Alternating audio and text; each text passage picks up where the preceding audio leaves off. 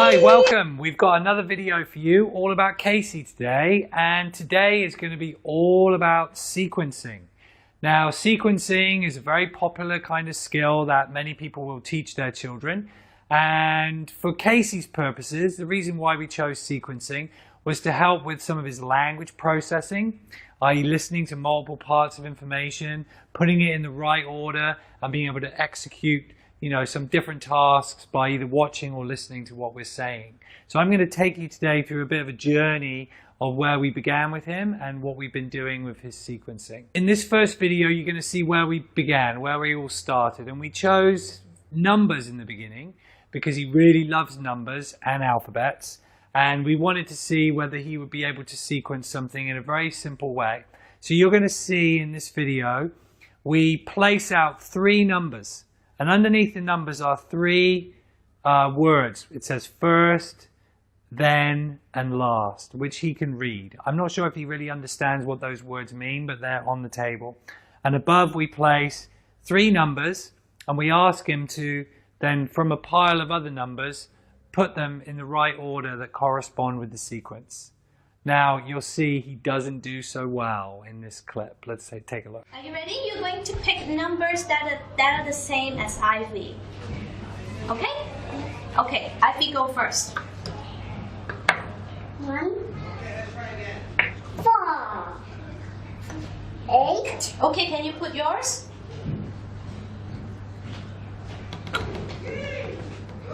No, hang on, Casey. The first one is not. Okay, so I'm not really sure he knows what to do.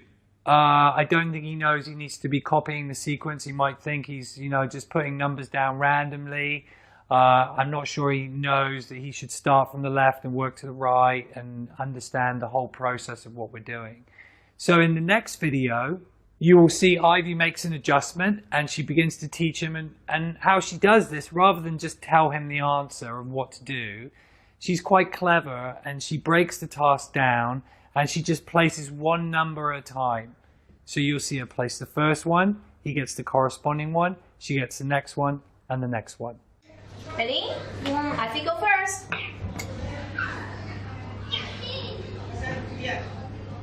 3. Can you put? That's 3. 4.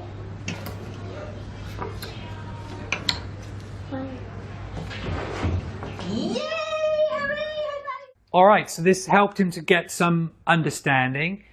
We also did that with the alphabets to make sure he didn't just only think that was what we do with the numbers, but to get a bit more of a general sense of what to do with other kinds of formats of things. And so we did alphabet.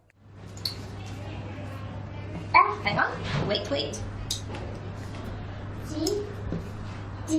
Your turn. F. C. D. Is that correct? Yes, they are all the same. Correct. Thumbs up. Okay, now at this stage, he's really just copying the sequence, isn't he? He doesn't have to remember anything or really think about what order those things go in because it's already out there and he can always see it. So it's not really sequencing at this point and it's not really him remembering or sort of applying what he's seen or heard and using those things to sequence it in order. But it's a beginning point. He certainly knows at this point to start at the bottom and where to put the things and work in an order, which is a good start. So you'll see in the next video, Ivy now makes it a little bit more difficult in that she shows him the first 2, but she just quickly shows him the last one and turns it upside down so he can't see it.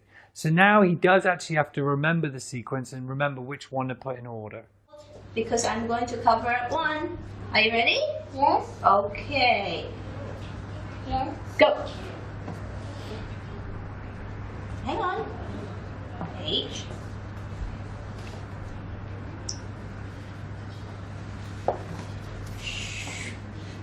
Okay, you put. Oh, it's wrong. Yeah, no, it's upside down. Okay, you put it. H. E. C. See, let's see. Ta-da! this video, you're going to see that we've moved on to now showing him not just the numbers and the alphabets, we're now showing him pictures of objects. And you'll see in this video, Ivy's now hiding 2 of the objects, and one of the pictures is still available for him to see. So it's making it a little bit more tricky and a little bit more difficult. Yeah. Okay, we're going to put them in order.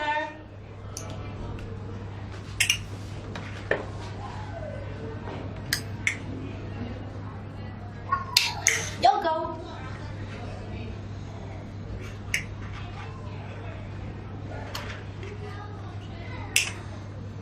Snowman. Fish.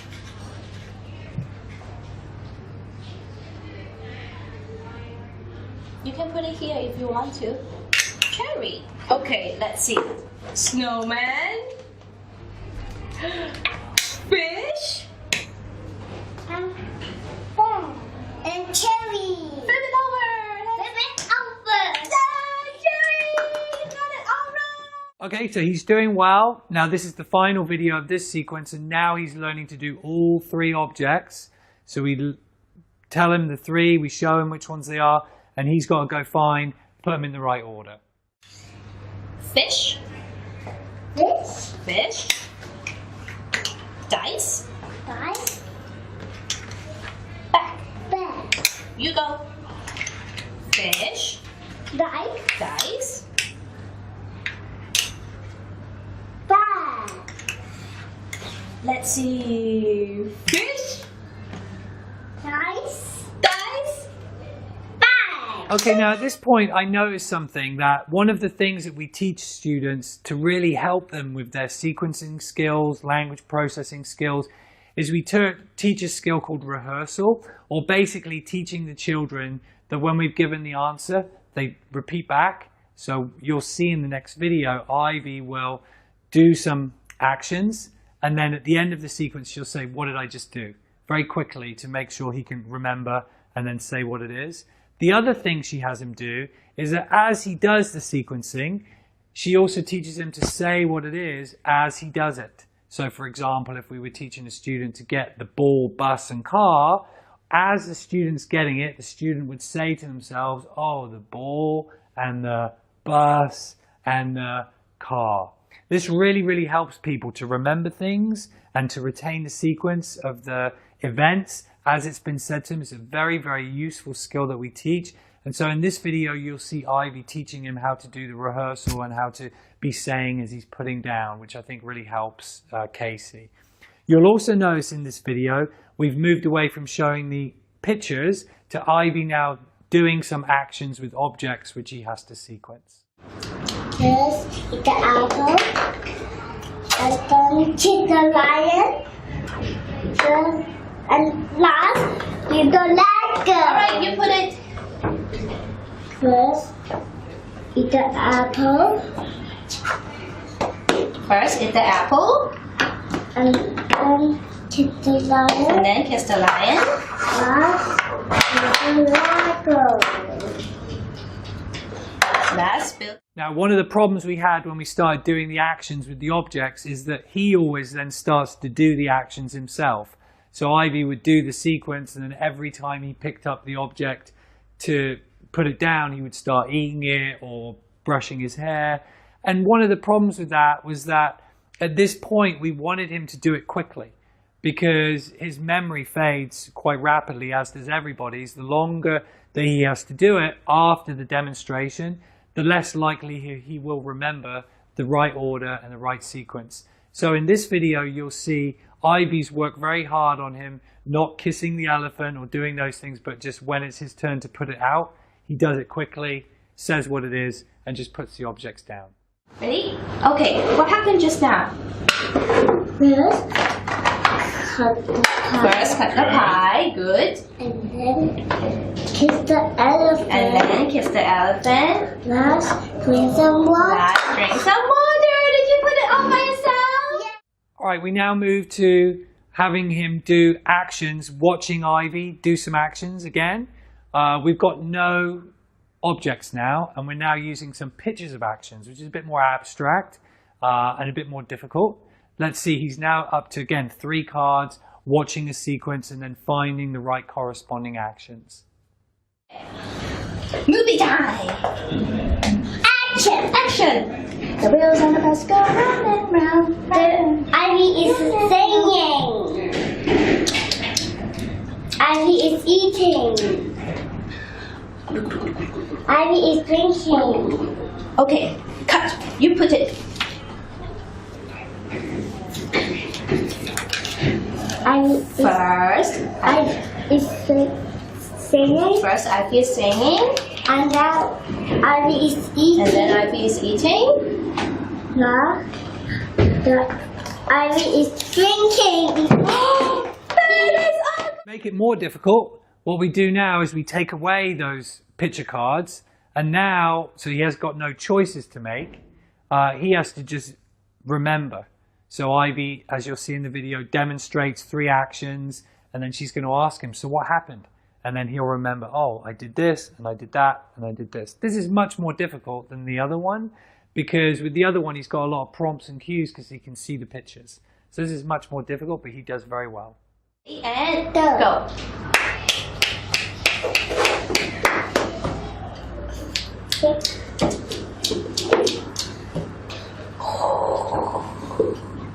Cut. What happened just now? First, clapping. First, Ivy clap the hands. And then Ivy eating. And then Ivy eat something. And not sleeping. Last Ivy went to sleep. Now, up to this point, a lot of these tasks seem kind of perfunctory. They don't seem to have much sort of real functional use other than really teaching these sort of skills. So I wanted to show you one last video of sort of where you might use this skill or how you might apply this in a sort of daily life. So we do a little recall task and we take him into the playground. We play a few different things and then Ivy brings him into the therapy room and asks him, hey, what did we just do? And he's able to recall those events in a nice order and explain kind of like what he's been doing, which I think is really, really good and very, very useful for him. Go down the slide. Good. Wow. And then we're going to... Okay. Wow. And then last, we're going to... go on the roller coaster. Wow, there we are. Okay. Okay, let's go see what we did. Okay, see. Hey, you just play with Toby and then he asks you some questions. What did you guys play just now? Okay. What did you guys play just now? First, Go up, go down like the slide, first you play the slide, and then kick the ball. and then you kick the ball. Last, go to roller coaster. Really? You had so much fun and you're still able to tell. So that's a pretty in-depth look at some of the sequencing that we do here. I know there's lots of other ways we do sequencing as well, but this is what we've been doing with Casey up to now. I really hope you liked the video today. If you thought it was useful, please share it. There are many other people that might find it helpful, and we'll see you again on Friday. Thank you very much.